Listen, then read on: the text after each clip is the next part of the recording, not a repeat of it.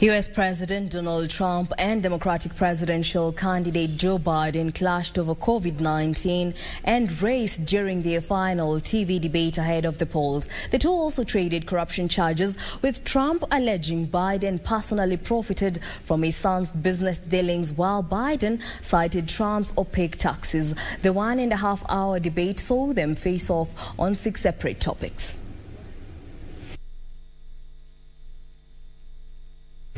The final TV debate was held at Belmont University in Nashville, Tennessee, with a focus on COVID-19, American families, race in America, climate change, national security and leadership. U.S. President Donald Trump and Joe Biden clashed over Trump's handling of the pandemic, with Biden citing he would not roll out more lockdowns, while Trump insisted it was time to reopen the U.S.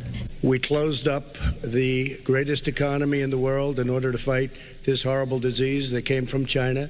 It's a worldwide pandemic. It's all over the world. You see the spikes in Europe and many other places right now. If you notice, the mortality rate is down 85%. The excess mortality rate is way down and much lower than almost any other country. And we're fighting it, and we're fighting it hard. And we have a vaccine that's coming. It's ready. It's going to be announced within weeks, and it's going to be delivered. And as I say, we're rounding the turn, we're rounding the corner. It's going away. What I would say is I'm going to shut down the virus, not the country. It's his ineptitude that caused the country to have to shut down in large part. Why businesses have gone under, why schools are closed, why so many people have lost their living, and why they're concerned. Those other concerns are real. That's why he should have been, instead of in a sand trap at his golf course, he should have been negotiating with Nancy Pelosi and the rest of the Democrats and Republicans about what to do about the acts they were passing for billions of dollars to make sure people had the capacity. But you haven't ruled out more shutdowns. Well, no, I'm not shutting down the name, but there are, look, you need standards. The standard is if you have a reproduction rate in a community that's above a certain level, everybody says, slow up. During a back and forth on race relations, Trump said he was the least racist person in the room, while Biden argued Trump was one of the most racist presidents in modern history. Trump brought up purported leaked emails from Biden's son Hunter on his business dealings in China.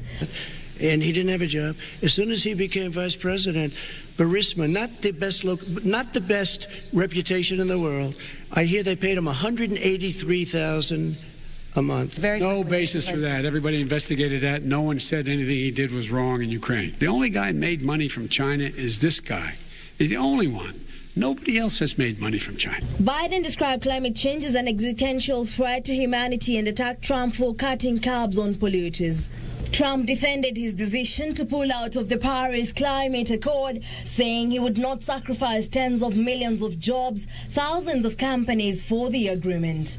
Both candidates accused the other of unfulfilled promises while in office. Biden took his opponent to task for his pledges to come up with a health care plan to replace Obama's Affordable Care Act. If we don't win, we will have to run it, and we'll have Obamacare, but it'll be better run. But it no longer is Obamacare, because without the individual mandate, it's much different. Pre-existing conditions will always stay. What I would like to do is a much better health care, much better, will always protect people with pre-existing. So I'd like to terminate Obamacare, come up with a brand new, beautiful health care. And the Biden care proposal will, in fact, provide for that affordable health care, lower premiums. What we're going to do is going to cost some money. It's going to cost over $750 billion over 10 years to do it. And they're going to have lower premiums. You can buy into the better plans. The difference between the president, I think health care is not a privilege, it's a right. Everyone should have the right to have affordable health care. The debate was less acrimonious and more substantive, with the pair's previous showdown on 29 September. Biden has a solid lead with 11 days to go until the presidential election. But winning the most votes does not always win the election, and the margin is narrower in a handful of states that could decide the race either way. More than 47 million people have already cast their ballots in a voting surge driven by the pandemic. This is already more than those who voted before polling day in the 2016 election. There are about 230 million eligible voters in total. The poll is set for November 3rd.